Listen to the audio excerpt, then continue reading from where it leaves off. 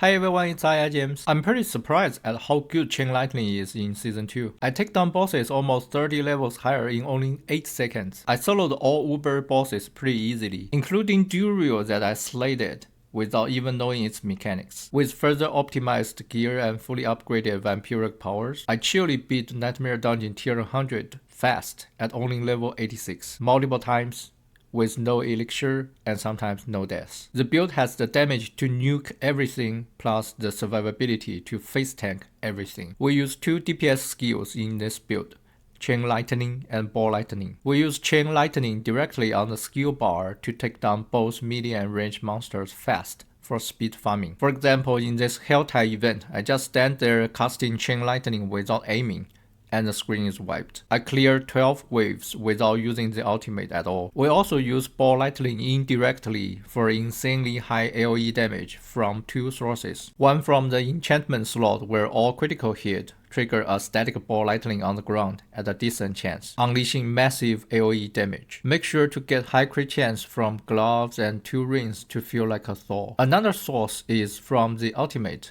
that every Chain Lightning we cast during the ultimate will randomly cast Ball Lightnings and melt everything around. I made the build that it has almost 0 cooldown ultimate. We use the Anticipation Vampiric Power to get 20% ultimate cooldown reduction. We use Overflowing Energy that translates Crackly Energy to cooldown reduction, plus 2 Crackly Energy generators, one from Chain Lightning and one from Ball Lightning, for further cooldown reduction. And I recommend getting one extra cooldown reduction stat on Helm or Amulet, so that it feels like we have 0 cooldown ultimate and just use it whenever we want. But why do we want 2 indirect sources for Ball Lightning in the build? This is because Ball Lightning does absolutely insane damage in Season 2. It gets 200% benefit from bonus attack speed, and we get tons of bonus attack speed in this build. We run the accelerating aspect on a 2-handed weapon for 50% attack speed. The ultimate adds another 25% attack speed as we have close to 0 cooldown ultimate. Plus we get another 48% from the Ravenous Vampiric Power. If we have Asus Heirloom, we get another 75% movement speed for 3 seconds after using evade. This goes back to another 30% attack speed buff from Ravenous, and we get another 14% attack speed from Gloves. This is already 167% bonus attack speed in total, that we more than quadruple the damage of Ball Lightning. On top of that, we run the Gravitational aspect to keep the Ball Lightning around us, to not waste any Ball Lightning DPS and further improve its damage by another 25% multiplicatively. As a result, we melt monsters, elites, and bosses that are even 70 levels higher than us. We will need infinite mana first to run the build smoothly. To achieve infinite mana, we will use the recharging aspect that we get mana from each Chain Lightning bounce, and Invigorating Conduit to recover 12 mana per Quackly Energy pickup. Survivability becomes much more important post level 70. We use Ice Armor in this build to get unlimited barrier for 6 seconds. Plus the 0 cooldown ultimate, we basically get infinite barrier. Because we have the protection passive that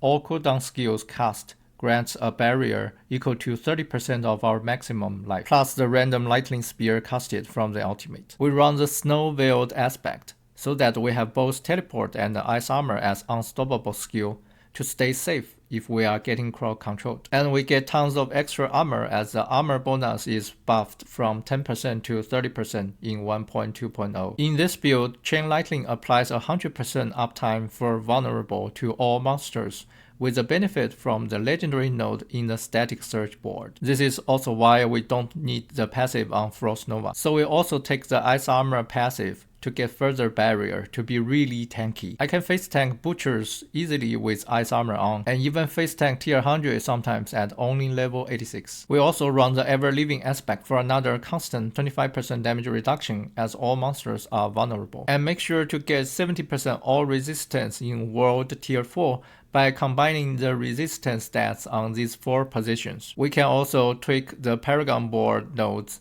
and use gems if necessary. Last, get at least 2% total armor stats on these 4 positions. With the aspect of Disobedience, we are super tanky and face tank everything. I will fast scan my full gear that passed tier 100 at level 86. I carefully selected all stats on each piece, and I used maximum life stats on rings to improve my survivability to just challenge tier 100. In normal case, we want crit chance instead. Feel free to pause the video and check each piece. You can find all details in the build link in the description of the video, including the full stat priority. For the skill tree, we use Firebolt in enchantment for burning synergy.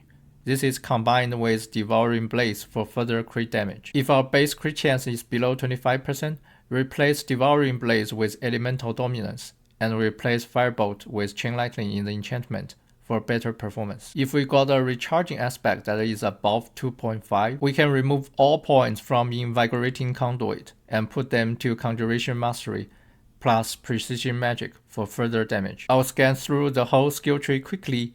The full skill tree can also be found in the build link that is in the description of the video.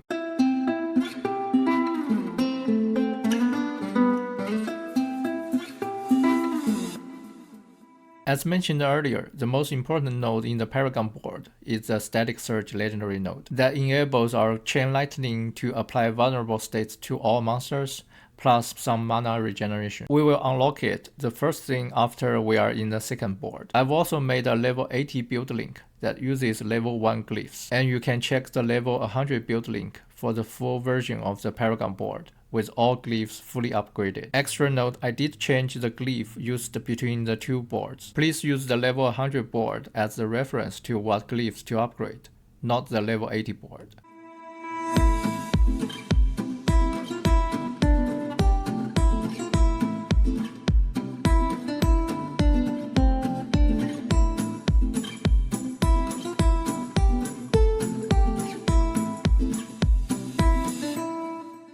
For Vampiric Powers, I recommend using Resilience. It is the best Vampiric power to help us survive in high tiers. Ravenous. It gives us 40 to 75% extra attack speed for great synergy in the build. Anticipation. It helps us get close to zero cooldown ultimate for much more damage and survivability. Accursed Touch.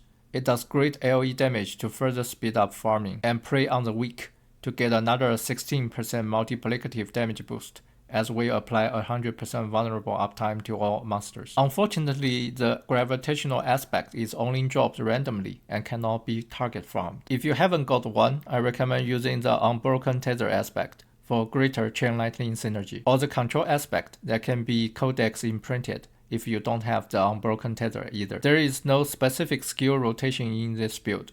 We're pretty flexible to fight enemies both in close range or at a distance. As the ultimate is free, just cast ultimate, keep pressing Chain Lightning, and witness everything melt in seconds. If you're under level 50, there is a video for a min-max Lightning leveling build from 1 to 50. There are also 2 build links optimized for passing the Capstone dungeon, and enter World Tier 3 at level 34 and enter World Tier 4 at level 50. Once your base crit chance is above 15%, you can switch to this build with Elemental Dominance plus Chain Lightning enchantment, and switch to Devouring Blaze plus Firebolt enchantment once your base crit chance is above 25%. I really like this Chain Lightning build because it has extremely high attack speed, insane damage, superb survivability, and free to cast ultimate to greatly boost damage whenever I want. I'm not only having a blast, but also having lots of fun running it. If you like the video, please consider sharing it and subscribing to my channel for more min-max sorcerer builds.